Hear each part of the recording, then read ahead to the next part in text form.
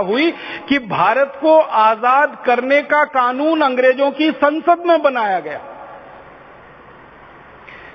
आप कैसा विरोधाभास देखेंगे इसको, कैसी विडंबना देखेंगे इस भारत देश की कि भारत के आजाद होने का कानून अंग्रेजों की संसद के हाउस ऑफ कॉमन्स में बना और उसका नाम रखा गया the Indian independence act, Bharat की स्वतंत्रता का कानून। और इसी कानून के तहत भारत देश को दो टुकड़ों में बांटा गया, एक भारत दूसरा पाकिस्तान। इसी कानून के तहत यह हुआ सारा का सारा। और हमने वो कानून स्वीकार कर लिया जो ब्रिटेन की संसद से पारित हुआ। आप बोलेंगे क्या होना चाहिए था? होना तो ये चाहिए था कि भारत में सारे के सारे क्रांतिकारी एक स्वर से ये कहते कि अंग्रेज कौन होते हैं आजादी देने वाले, हम आजादी ले रहे हैं। और अंग्रेज कौन होते हैं? द इंडियन इंडिपेंडेंस एक्ट पारित करने वाले, क्योंकि वो तो अब कुछ नहीं है इस देश के। हम हमारी आजादी का कानून बनाएंगे और हम हमारी आजादी के लिए नए नियम लिखेंगे। हमको ये अंग्रेजी संसद से पारित किए हुए कानून के आधार पर आजादी नहीं चाहिए। क्यों? आज अंग्रेजी संसद ने कानून पारित किया 1946-47 में, कल अंग्रेजी संसद उसी कानून को वापस ले ले तो क्या स्थिति होगी? आप जानते हैं जो संसद कानून को पास करती है वही संसद वापस लेने का अधिकार भी रखती है। बस इतना ही है कि बहुमत चाहिए। तो बहुमत से अंग्रेजों की संसद ने इंडियन इंडिपेंडेंस एक्ट पारित कर दिया, जिसमें भारत और पाकिस्तान नाम के दो देश अलग हो गए। अगर किसी दिन बहुमत से वो इस कानून को वापस ले लें तब हमारी आजादी की स्थिति क्या होगी कानूनी रूप से? बड़े बड़े वकील इस पर मौन हैं, बड़े बड़े न्यायविद इस पर मौन हैं, बड़े बड़े भारत के नेता इस पर मौन हैं कि कल को द इंडियन इंडिपेंडेंस एक्ट को ब्रिटिश पार्लियामेंट वापस ले और रद्द करे तो हमारी हैसियत क्या होगी। और हम इससे भी ज्यादा एक बड़े मकड़ जाल में फंस गए अंग्रेजों की संधि के कि भारत आजाद हुआ लेकिन अंग्रेजों के मातहत ही है। ये आपको मालूम है? भारत अभी भी अंग्रेजों के मातहत है, अंग्रेजों के नीचे है। ये जो कॉमनवेल्थ एक शब्द आप सुनते हैं ना, Commonwealth, COMMON, common WALTH, Commonwealth माने होता है सामान्य संपत्ति। तो ये कॉमनवेल्थ माने अंग्रेजों की सामान्य संपत्ति। ये दुनिया में 71 देश हैं, भारत उसमें से एक है, ऑस्ट्रेलिया एक है, न्यूजीलैंड एक है, अफ्रीका के देश उसमें हैं। इन सबको कॉमनवेल्थ नेशन कहा जाता है, कॉमनवेल्थ देश कहा जाता है, राष्ट्रमंडल देश कहा जाता है। ये कॉमनवेल्थ है किसकी? ये ब्रिटेन की महारानी की है। ये 71 देशों की संपत्ति। और हम कॉमनवेल्थ के मेंबर हैं। जबरदस्ती एक संधि हमसे कराई गई है और उस संधि के तहत हम इसमें जुड़े हैं कॉमनवेल्थ में। तो जिन अंग्रेजों ने 250 साल मारा, पीटा, लूटा, अत्याचार किया, हमारा अपमान किया, हमारी आजादी को छीना, हमारी इज्जत को खत्म किया, हमारे सम्मान को खत्म किया, उन्हीं अंग्रेजों के साथ मिलकर हम कॉमनवेल्थ में हैं। ये तर्क समझ में नहीं आता। ये तर्क वो है कि हमने संधि कर रखी है, उस संधि के तहत आज भी हम अंग्रेजों के ही मातहत हैं। और ये कॉमनवेल्थ जो है ये सब वही देश हैं जो ब्रिटिश कॉलोनीज हैं, अंग्रेजों के उपनिवेश हैं, जो गुलाम रह चुके हैं अंग्रेजों के। और इसलिए होता क्या है पता है? भारत सहित दुनिया के 71 देश जो कॉमनवेल्थ में शामिल हैं, इनमें से किसी भी देश में ब्रिटेन की महारानी जब यात्रा करती है तो उसको वीजा नहीं लेना पड़ता, क्योंकि वो अपने ही देश में जाती है। हमारे देश के राष्ट्रपति या हमारे देश के प्रधानमंत्री इन 71 देशों में से किसी भी देश की यात्रा करें तो उनको उस देश की सरकार से वीजा लेना पड़ता है। भारत के राष्ट्रपति लंदन जाएं, भारत के प्रधानमंत्री लंदन जाएं, भारत का कोई भी मुख्यमंत्री लंदन जाए तो अंग्रेजों की सरकार से वीजा लेना पड़ता है। लेकिन लंदन की महारानी जब भारत में आती है तो भारत सरकार से उसको वीजा की जरूरत नहीं है, वो सीधे घुसी चली आती है। और अंग्रेजों की महारानी जब भारत में आती है तो उसको 21 तोपों की सलामी देनी पड़ती है, जैसे कि वो भारत की राष्ट्राध्यक्ष है। और हमारे देश की संसद में इस पर बहुत हंगामा हो चुका है। आप याद करिए, थोड़े वर्ष पहले ब्रिटेन की महारानी भारत आई थी, तो सवाल उठा कि उसको वीजा की जरूरत क्यों नहीं है। तो सरकार की तरफ से उत्तर आया कि ब्रिटेन की महारानी को वीजा नहीं लगता है। क्यों नहीं लगता है? क्योंकि भारत राष्ट्रमंडल देशों के समूह में शामिल है और राष्ट्रमंडल देश सब महारानी की संपत्ति माने जाते हैं, अभी भी ब्रिटिश कॉलोनीज माने जाते हैं। इसलिए महारानी अपने ही देश में आ रही है, इसलिए उसको वीजा नहीं चाहिए। तो पलट के ये कहा गया, तो भारत के राष्ट्रपति और प्रधानमंत्री को लंदन में जाने की वीजा की क्यों जरूरत होनी चाहिए? तो कहा यह गया कि भारत अपने देश में नहीं जा रहा है, माने राष्ट्रपति भारत के लंदन में जा रहे हैं तो वो विदेश में जा रहे हैं। वो लंदन भारत का देश नहीं है, लेकिन भारत लंदन का हिस्सा है, ब्रिटिश कॉलोनी है। तो लंदन की महारानी भारत आएगी तो वीजा नहीं लगेगा, लेकिन भारत का राष्ट्रपति लंदन जाएगा तो उसको तो वीजा लेना ही पड़ेगा, क्योंकि भारत के राष्ट्रपति के लिए लंदन विदेश है, लेकिन इंग्लैंड की महारानी के लिए भारत विदेश नहीं है। इतने शर्मनाक स्थिति में हमने आजादी पाई है इस देश की। बहुत शर्म है, बहुत अफसोस है और बहुत बड़ी विडंबना है कि भारत की आजादी के लिए जहां 7,32,000 शहीदों ने आत्म बलिदान किया हो, अंग्रेजों के साथ सीधे संघर्ष किया हो, युद्ध किया हो, मारामारी की हो, और उन्हीं अंग्रेजों के साथ आजादी के समय हमने संधि की हो, और वो भी संधि इतने अपमानजनक शर्तों पर। तो ट्रांसफर ऑफ पावर के जो डॉक्यूमेंट्स हैं वो ये बताते हैं कि भारत की आजादी अंग्रेजों ने दी, हमने आजादी ली नहीं, और वो आजादी दी गई है कानून के आधार पर। कानून का नाम है द इंडियन इंडिपेंडेंस एक्ट, और इसी कानून में मैंने आपको कहा भारत से पाकिस्तान एक अलग देश बनेगा, उसकी पूरी व्यवस्था इसी कानून में तय की गई। माने भारत और पाकिस्तान का बंटवारा लंदन में हुआ है, वहां से तय हुआ है और अंग्रेजों के द्वारा कराया गया। तो हम फिर फंस गए एक मकड़ जाल में, एक दूसरी संधि। और इसी ट्रांसफर ऑफ पावर एग्रीमेंट में सैकड़ों हजारों छोटी छोटी संधियों की बातें हैं जिनको कहना मुझे बहुत शर्म आती है। हमने वो बातें जैसी की तैसी रख ली हैं। जैसे मैं नाम के लिए उदाहरण दूं, भारत का नाम इंडिया रहेगा, ये अंग्रेजों ने तय किया। ट्रांसफर ऑफ पावर के डॉक्यूमेंट्स में हमने उसको स्वीकार कर लिया कि भारत का नाम तकनीकी रूप से, कानूनी रूप से इंडिया रहेगा, और सारी दुनिया में भारत का नाम इंडिया प्रचारित किया जाएगा और इंडिया बोला जाएगा, और सरकारी दस्तावेजों में इंडिया लिखा जाएगा। ये ट्रांसफर ऑफ पावर के डॉक्यूमेंट्स के आधार पर है, उस संधि के आधार पर। तो आज तक भारत का नाम इंडिया चला आ रहा है। दुनिया में किसी देश के दो नाम नहीं है। पाकिस्तान का नाम पाकिस्तान है, बांग्लादेश का नाम बांग्लादेश है, मॉरिशस का नाम मॉरिशस है, जापान का नाम जापान है, चीन का नाम चीन है, रूस का नाम रूस है। सारी दुनिया के देशों के नाम आप ढूंढेंगे तो एक और एक ही नाम है। भारत के दो नाम हैं। हमारे आपके लिए भारत है, लेकिन दस्तावेजों के लिए वो इंडिया है, और इंडिया भारत के किसी भी दस्तावेज में दर्ज नहीं है। पुराने जो दस्तावेज हैं, न महाभारत में इंडिया है, न रामायण में इंडिया है, न हमारे वेदों में कहीं है, न उपनिषदों में कहीं है, न हमारे ब्राह्मण ग्रंथों में, शतपथ ब्राह्मण में कहीं नहीं है, सिवाय अंग्रेजों के लिखे हुए कानून की किताबों को छोड़कर इंडिया कहीं नहीं है। लेकिन चूंकि ट्रांसफर ऑफ पावर के एग्रीमेंट में ये शामिल है, इसलिए इंडिया नाम चिपक गया है भारत से, और सारी दुनिया भारत को इंडिया के नाम से जानती है। आपके मन में कई बार ये प्रश्न आता होगा कि आजादी के बाद भारत का नाम इंडिया क्यों होना चाहिए, और मुझे बहुत बार खुन्नस आती है इस बात को पढ़ते हुए। जब हम अपने संविधान को पढ़ते हैं तो संविधान की प्रस्तावना को जब आप पढ़ेंगे तो उसमें एक वाक्य लिखा हुआ है, इंडिया दैट इज भारत। क्यों होना चाहिए ये? भारत दैट इज इंडिया, ये तो ठीक है, और ये भी ठीक नहीं है, भारत दैट वॉज इंडिया, जो कभी इंडिया था वो अब भारत है, और वो भारत संविधान को आत्मार्पित कर रहा है, स्वीकार कर रहा है। ये लिखा जाता वहां तक तो ठीक है, लेकिन हमने लिख दिया इंडिया दैट इज भारत, माने इंडिया पहले है, भारत बाद में है।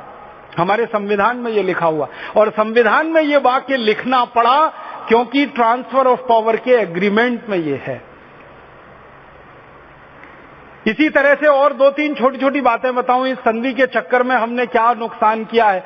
आप रेलवे स्टेशन में जाएं कभी भी, कोई भी गाड़ी में बैठने के लिए, तो आप अक्सर वहां देखेंगे कि एक बुक शॉप मिलेगी आपको। सभी रेलवे स्टेशन पर पुस्तकों की एक दुकान मिलेगी, उसका नाम है व्हीलर्स बुक शॉप। देखा है आपने?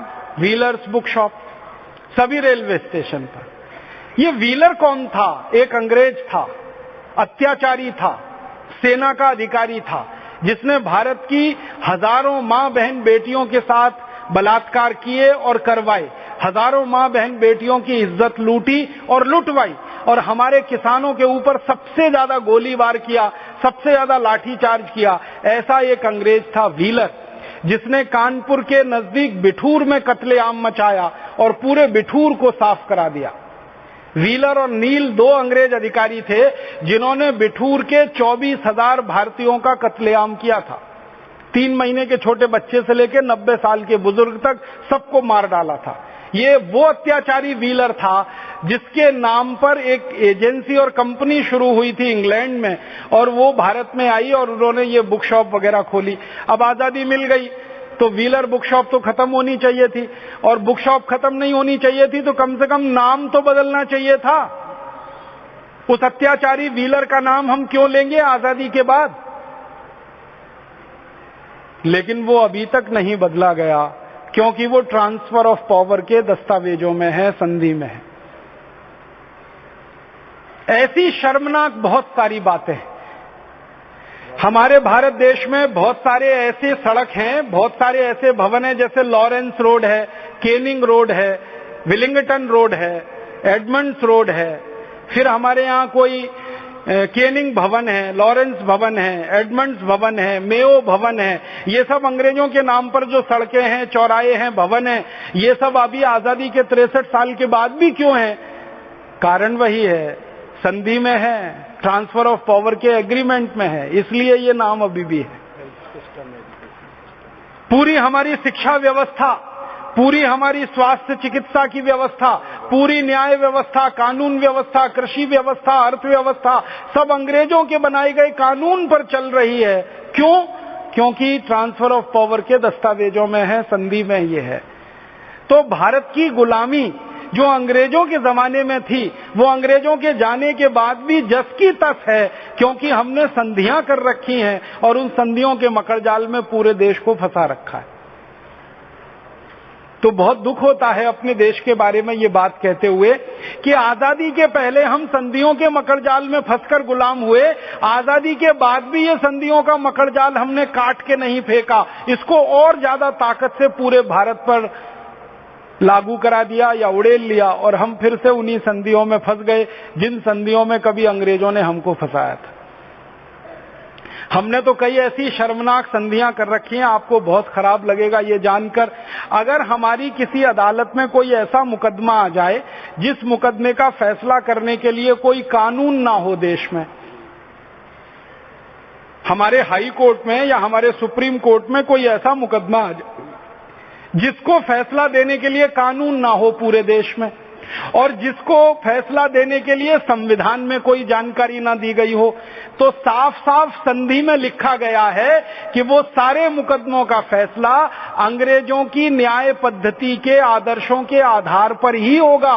भारतीय न्याय पद्धति का आदर्श उसमें लागू नहीं होगा। कितना शर्मनाक है। अगर हमारी अदालत के पास कोई कानून ना हो फैसला देने के लिए, और हमारे संविधान में कोई बात ना कही गई हो उस संदर्भ में, तो हमको अंग्रेजों का अनुसरण अभी भी करना पड़ता है अदालतों में। इतनी गुलामी अभी तक इस देश में है। कारण क्या है? वो संधि में लिखा हुआ है, ट्रांसफर ऑफ पावर एग्रीमेंट में लिखा हुआ है। ऐसी बहुत सारी बातें हैं, हजारों हजारों बातें।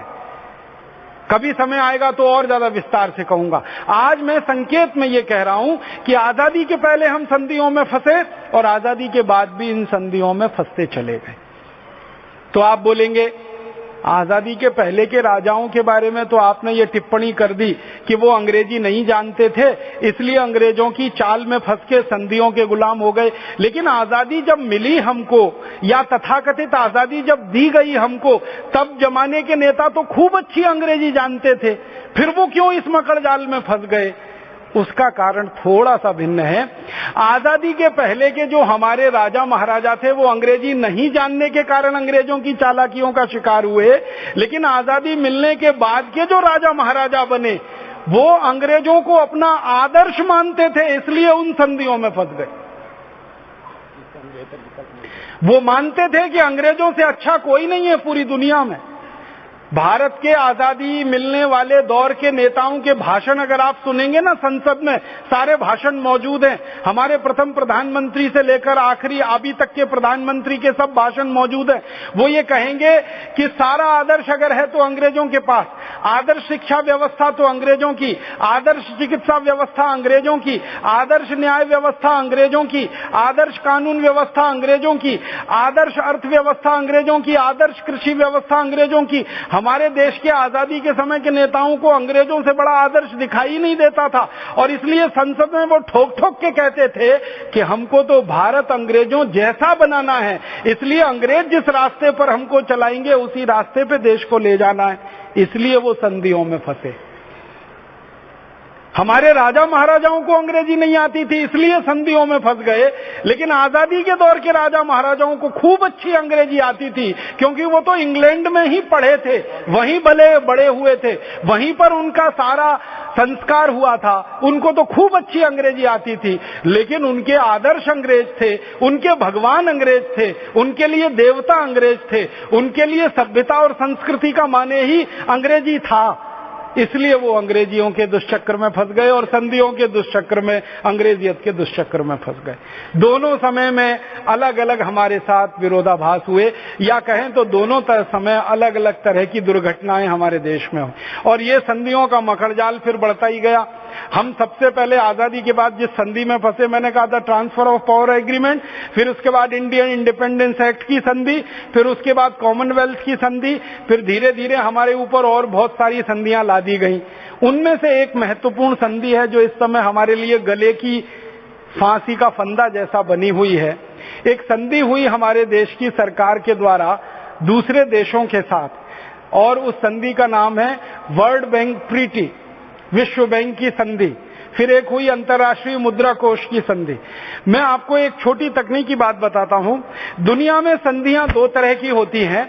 एक तो द्विपक्षीय संधि होती है जिनमें दो पक्ष होते हैं, एक भारत एक इंग्लैंड, एक भारत एक फ्रांस, एक भारत एक जर्मनी, एक भारत एक रूस। ये सब द्विपक्षीय संधि हैं जिनमें दो देश आपस में मिलकर समझौता करते हैं। ये जो द्विपक्षीय संधियां होती हैं ये दोनों देशों की सुविधाओं पर आधारित होती हैं।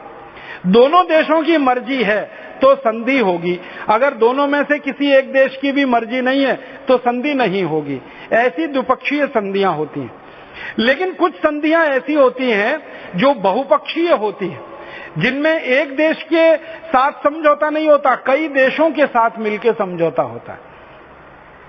उनको बहुपक्षीय संधि कहते हैं, अंग्रेजी में उनको मल्टीलैटरल एग्रीमेंट कहते हैं। तो जो बहुपक्षीय संधियां होती हैं ये खतरनाक होती है। इनमें क्या होता है कि कोई एक देश अगर सहमत नहीं है तो भी जबरदस्ती उसको शामिल करा के सहमत बनाया जाता है, जबरदस्ती।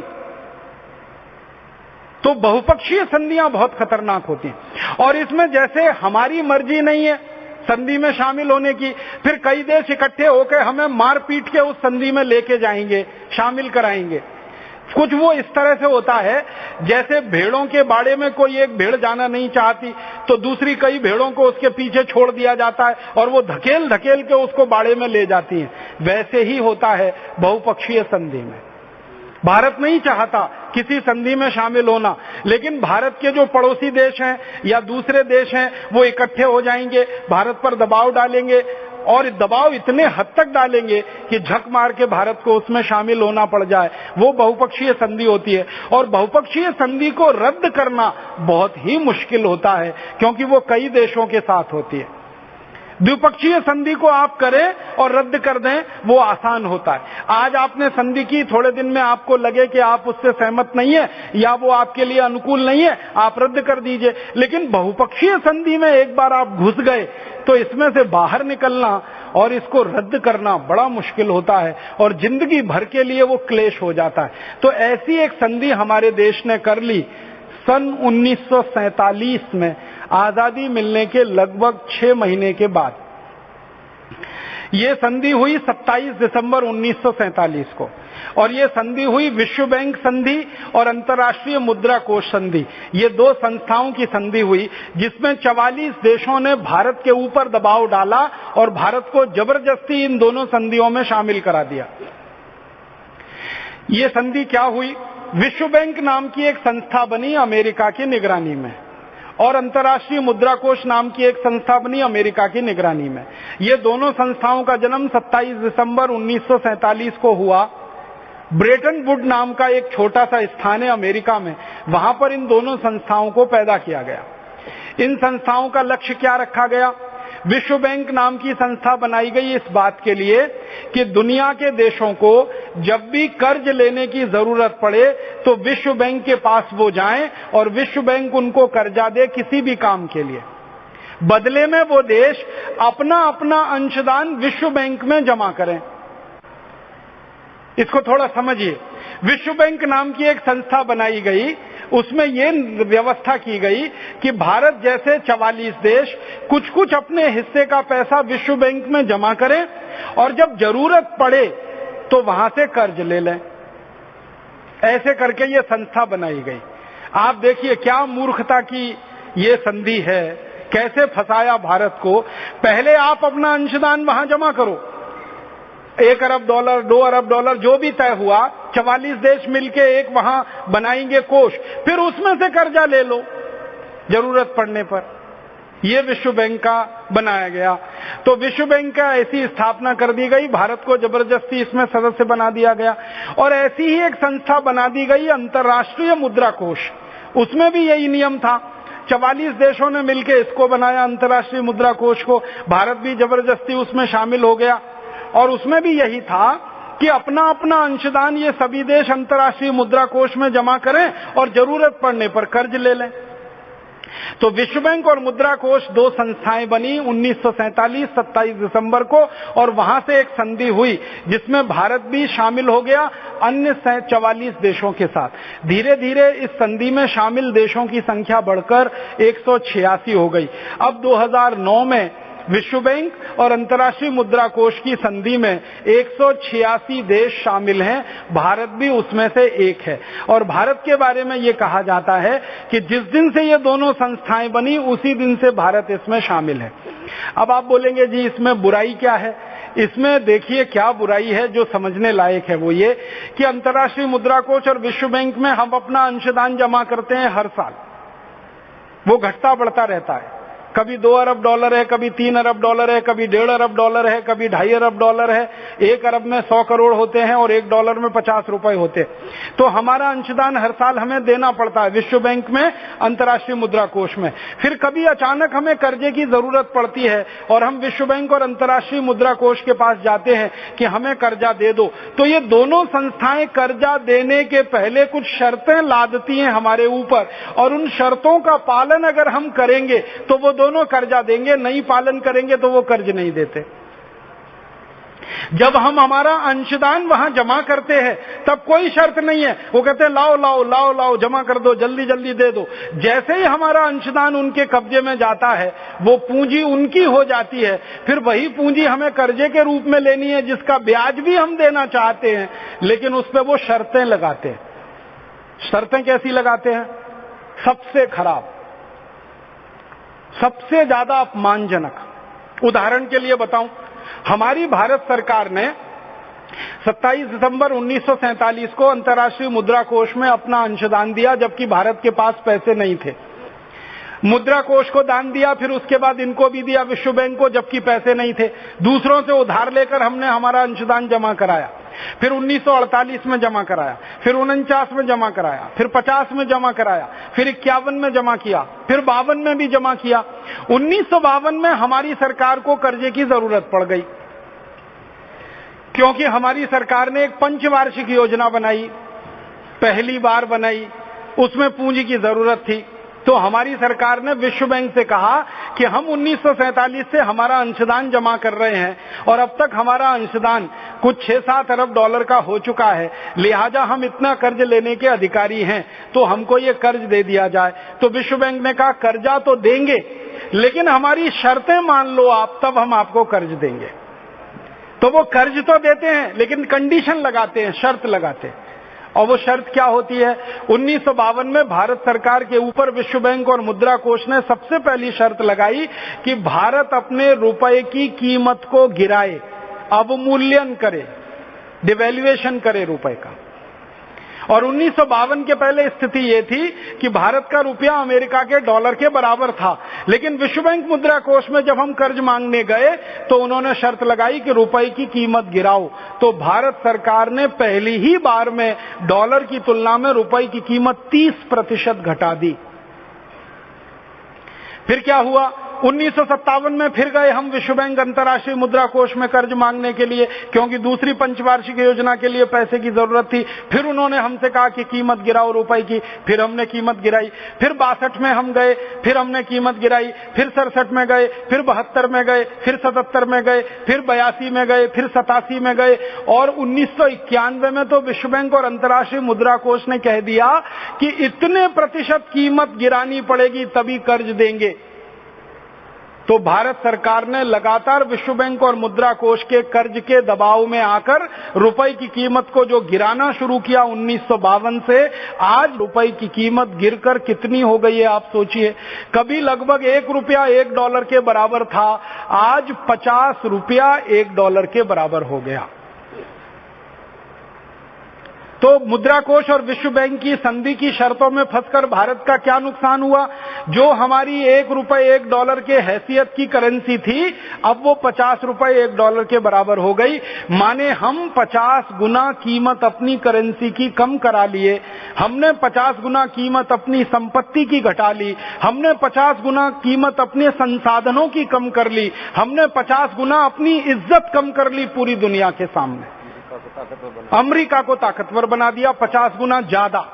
अमेरिका का डॉलर 50 गुना कर दिया, अमेरिका की संपत्ति 50 गुनी बढ़ा दी, अमेरिका की समृद्धि 50 गुनी बढ़ा दी। तो अमेरिका को 50 गुना ताकतवर कर दिया हमने और अपने को 50 गुना कमजोर कर लिया हमने। ऐसी खतरनाक शर्तें होती हैं विश्व बैंक और मुद्रा कोष की। आप बोलेंगे जी इसमें क्या नुकसान है? मैं एक उदाहरण से समझाता हूं। हम 1952 में अगर अमेरिका को 1 रुपए का सामान बेचें तो हमको 1 डॉलर की कमाई होती थी। अब हमको अमेरिका को 50 रुपए का सामान बेचना पड़ता है, तब 1 डॉलर की कमाई होती है। माने सामान 50 गुना ज्यादा जाता है, आमदनी हमारी उतनी ही आती है जो 1952 में आती थी। माने हमारा निर्यात 50 गुना सस्ता हो गया। अब इसका उल्टा सोचें, अब 1952 में अगर अमेरिका से 1 डॉलर का हम माल खरीदें तो 1 रुपया ही खर्च करना पड़ता था। अब अमेरिका से 1 डॉलर का माल खरीदना हो तो 50 रुपया खर्च करना पड़ता है। माने आयात हमारा 50 गुना महंगा हो गया, निर्यात हमारा 50 गुना सस्ता हो गया। और आयात निर्यात दोनों एक साथ 1-1 डॉलर का करें तो 100 गुने का नुकसान हमारा पूरा का पूरा देश को हो गया। आपको एक अंदाजा बताऊं ये नुकसान कितना होता है? भारत देश की सरकार कहती है कि 2008 में भारत ने जो निर्यात किया है दुनिया के देशों को, वो लगभग 5 लाख करोड़ रुपए का है। ये निर्यात 5 लाख करोड़ रुपए का तब है जब 1 डॉलर 50 रुपए का है। मान लीजिए 1 डॉलर 1 रुपए का होता और 5 लाख करोड़ का ही हम निर्यात करते तो ये निर्यात हमारा 250 लाख करोड़ का बैठता। मैं आपको समझाना चाहता हूं, जो चीजें हमने अभी 5 लाख करोड़ रुपए की बेची हैं, उनका वास्तविक मूल्य 250 लाख करोड़ है। माने 250 लाख करोड़ की चीजें हमने 5 लाख करोड़ में दे दी, कौड़ी के भाव में दे दी, देश को लुटा दिया हमने। और 1 साल में इस देश का 245 लाख करोड़ का नुकसान करा लिया हमने मुद्रा का अवमूल्यन करके। इतनी बड़ी चपत और चोट इस देश को लगती है जब मुद्रा का अवमूल्यन होता है। इसको और ठोस रूप में आपको मैं समझाता हूं, आपके समझ में आ जाए ताकि आप करोड़ों लोगों को यह समझाएं। जब हम मुद्रा में 1 डॉलर के बराबर थे, 1 डॉलर 1 रुपया, तब हम अमेरिका को कच्चा लोहा बेचें या दुनिया के किसी भी देश को कच्चा लोहा बेचें तो 1 किलो कच्चा लोहा हमारा बिकता था 7-7.25 रुपए का, क्योंकि रुपया और डॉलर बराबर था। अब कच्चा लोहा हम अमेरिका और दुनिया के देशों को बेचते हैं तो वही कच्चा लोहा हमारा बिकता है 25 पैसे का।